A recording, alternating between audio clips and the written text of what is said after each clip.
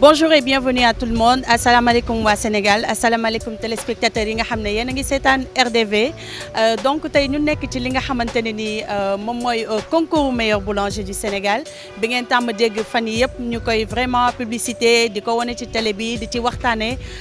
Donc tay démarré nañ li nga xamantene ni mom lañ tuddé en route vers le concours. Donc ñu ngi ci yoonu wàccay li nga xamantene ni mom moy concours bi. Donc ñu leen di fatali que né le concours du meilleur boulanger du Sénégal. Fédération nationale des boulangers du Sénégal ñom ñokoy organiser donc mu nek une fédération vraiment très dynamique bi nga xamantene ni booba tay ñu ngi œuvrer di liggéey pour l'avancement du secteur de la boulangerie. Donc c'est une première au Sénégal mën naa ne sax c'est une première fi nga xamantene ni mom moy en Afrique de l'Ouest que ñu organiser concours meilleur boulanger du Sénégal. C'est un milieu bo xamné nit ñi ñu bari dañ koy faté mais ku xey suba teel mënoo wax te doo lekk mburu. Alors donc vous avez été plus de 200 boulangers à appeler au niveau de notre serveur vocal pour vous inscrire vraiment ñu leen ci remercier bu baax. Donc dañuy dugg fi nga xamantene ni mom moy ci biir Fin Palais pour dem rencontrer ñi nga xamantene ni mom moy suñu ay membres du jury waxtaan ak ñom xol ba xam ñom naka lañuy préparer le concours.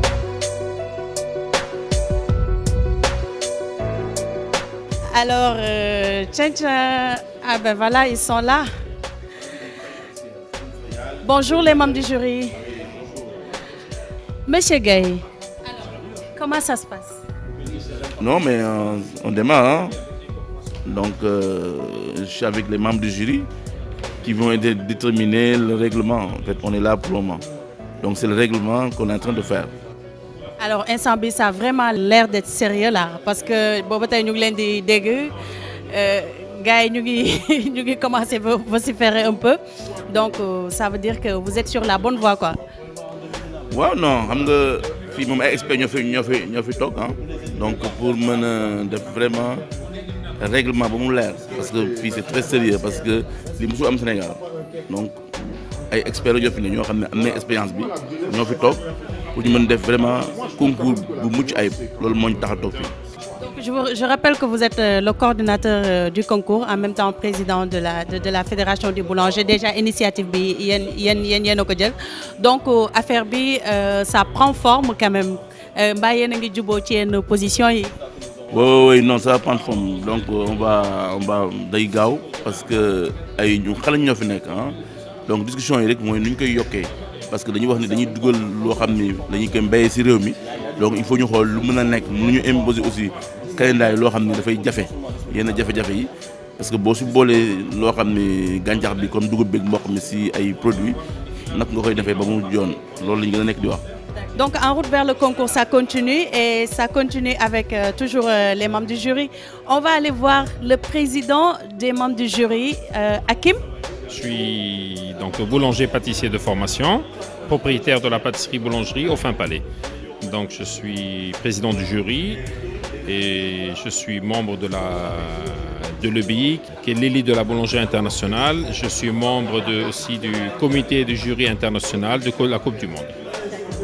Alors, pour ceux qui ne le connaissent pas, M. Hakim, il a participé plusieurs fois à des compétitions internationales de boulangerie.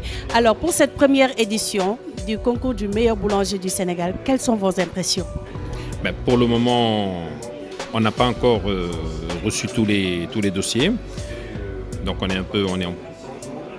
on espère qu'on aura quand même de bons boulangers. Là, on est en train de préparer donc, le programme des éliminatoires. Donc on essaie aussi de regarder la réalité du pays. C'est des boulangers qui n'ont jamais participé à aucun concours. Avec l'expérience que j'ai et que tous les autres membres du jury y ont, on va essayer de faire un programme qui soit accessible à tout le monde. Voilà. Et bien sûr, en essayant d'incorporer toujours des céréales locales, en essayant de faire des produits qui plairont plus tard aussi à la population sénégalaise. Donc boulanger yi dégg ngeen ko nee na instant bii nii ñoom ñu ngi nekk di préparer li nga xamante ne nii moom mooy le règlement du concours et ils vont faire de telle sorte que ça soit vraiment accessible ba yéen ñëpp ngeen mën a participer parce que c'est la première fois ngeen di dugg ci li nga xam ne moom mooy un concours d'une telle envergure donc c'est tout à fait normal. Alors monsieur le président vous parlez wolof. Vous mieux parler français. Malheureusement, ça va pas être évident. Parce qu'on aimerait vraiment que vous puissiez lancer un message à l'endroit de ces candidats-là, mais en Wolof. Alors, vous allez m'écrire le message, je vais le lire et la prochaine fois, je le dirai. D'accord, donc en attendant, on le fait en français. Quel est votre message à l'endroit des boulangers qui vont participer? Le message, nous, c'est surtout de promouvoir la boulangerie, que les gens sachent que la boulangerie, ce n'est pas uniquement une baguette. Okay. La boulangerie, elle est variée. On peut faire beaucoup de choses. Et malheureusement, dans les temps qui courent, les gens sont en train de dénigrer la boulangerie comme quoi le pain fait grossir, le pain fait telle ou telle chose. Ben nous, le but, au contraire, c'est de montrer que le pain, aujourd'hui, ne fait pas grossir, que c'est un complément, voilà, et qu'au contraire, c'est même un produit de santé, surtout avec les céréales locales qu'on va incorporer. Voilà. Merci. Merci à vous.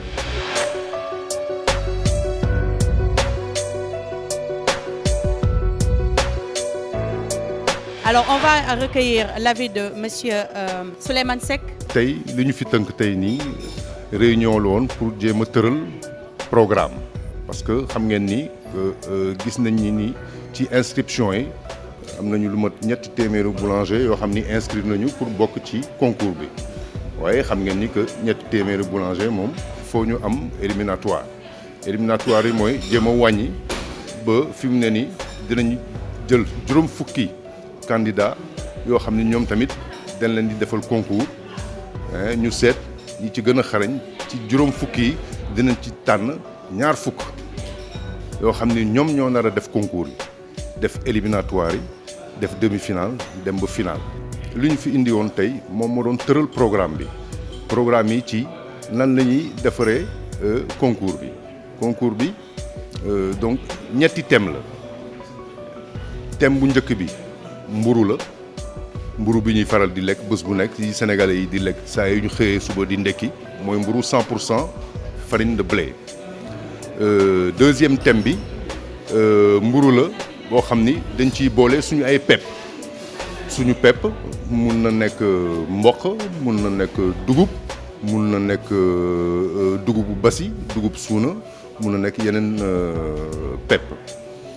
ñetteeli thème bi loolu mooy li ñuy wax li tubaab di wooyee viennoiserie c'est-à-dire pâte la boo xam ni day saf suukar waaw saf suukar saf ay beurre ak yooyu donc loolu mooy ñetti thèmes yi léegi pour mën a yegsi ci ñaari fukki candidats yi dañ leen di poser ay questions dañ leen di laaj ay questions ci mbirum mburu waaw loolu ay questions techniques lay nekk léegi tënk nañu questions yi ci juróom-benn question yoo xam ni su bés ba dinañ leen poser pour seet su fekkee ne léegi képp ku ci répondre ci questions yi képp ku ci répondre ci questions yi yow di nga bokk ci ñaar fukki candidats yi nga xam ni ñooy nar a dem ci concours bi juróom fukki candidats yi dinañ leen dajale bés boobu la ñuy nar a tànn ñaar fukki candidats yi xam ni ñoom ñooy nar a dem ci compétition voilà loolu moo ñu fi bàyyi yoon tey ñu ngi leen di jox rendez-vous nag ci RDV ñoo xam ne dañuy ànd ak ñoom pour organiser concours du meilleur boulanger du Sénégal jërë ngeen jëf. Alors ce qui est intéressant si discussion yi également mooy pour que candidat yëpp mën koo jàpp c'est que le casting bi nga xamante ne ni moom ngeen war a def maanaam présélection bi pour que ñu jël 50 candidats yi donc jàpp nañ date bi alors la date c'est pour le 8 décembre prochain donc candidats yëpp ñu ngi leen di woo fi nga xamante ne ni moom mooy au niveau des grands moulins laboratoire grand moulin bi pour que ñu ñëw def si li nga xamante ne ni moom mooy seen casting pour que ci biir casting boobu ñu mën ci sélectionner 20 candidats yi nga xam ne ñoom ñooy dem vers la compétition. Bonjour à tous. Dans le cadre de la préparation du concours du meilleur boulanger du Sénégal, nous, membres du jury, nous sommes réunis aujourd'hui. Nous avons déterminé une liste de questions sur la profession, sur les matières premières, sur le process, sur les produits finis. Et cela nous permettra de vérifier le niveau de chacun avant de passer aux épreuves pratiques. Suite à ça, il y aura 20 personnes qui seront sélectionnées et qui pourront s'entraîner pendant une vingtaine de jours dans l'école de boulangerie des Grands Moulins de Dakar, où ils pourront s'habituer aux matières premières et au matériel.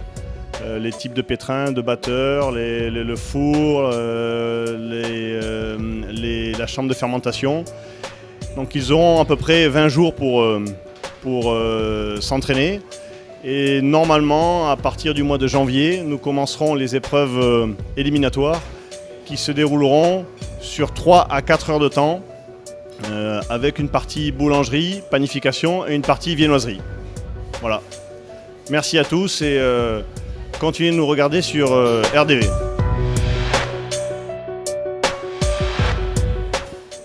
Merci beaucoup de nous avoir suivis. Yéen ñëpp yi nga xamantene ni yéen ñeña duñu doon seetaan ci en route vers le concours, ça continue, ça s'arrête pas là. Alors tout ce qu'on pourra retenir de cette journée de travail bi ñu amone avec les membres du jury, c'est que la date importante bi ñu wara japp moy le 8 décembre. Ci lañu nara def li nga xamantene mom moy casting bu mag bobu nonu, casting 20 candidats yi nga xamantene ni ñom ñoo nara compétir à partir du mois de janvier. Donc pour l'instant candidats yi ñu leen di wax ne ñu préparer bu baax préparer li nga xamantene ni mom moy sen dossier de candidature, c'est-à-dire sen ben photocopie carte d'identité, sen ben photo ak sen CV ñu dem déposer ko fi nga xamné mom moy siège u Fédération nationale des boulangers du Sénégal. Ñu ngi nekk ci Nord Foire ci wetu Cité Diaby, sen téléphone 33 820 43 59. Alors bu ñu démé fofu mën nañ déposer sen dossier de candidature pour ñëw Grand Moulin def li nga xamantene ni mom moy le grand casting. Nous mën ci sélectionner les 20. Donc d'ici là vraiment ñu leen di wax que ne ñu ngeen préparé wu bu baax bu ñu sélectionner 20 ba pare tam dinañ leen may 1 mois d'entraînement au niveau du laboratoire des Grands Moulins. Mën na ñëw foofu pour def ay entraînement wala si seen boulangerie. Donc dinañ leen may pour que ñu entraîner wu gën a imprégné wu ci li nga xamante ne nii moom mooy concours bi ñu jëm. ñu xam ne aussi les jurys tam duñ leen bàyyee noonu vraiment duñu bàyyi benn détail mu jàll dinañ leen topp jusqu'au bout pour sélectionner le meilleur boulanger du Sénégal.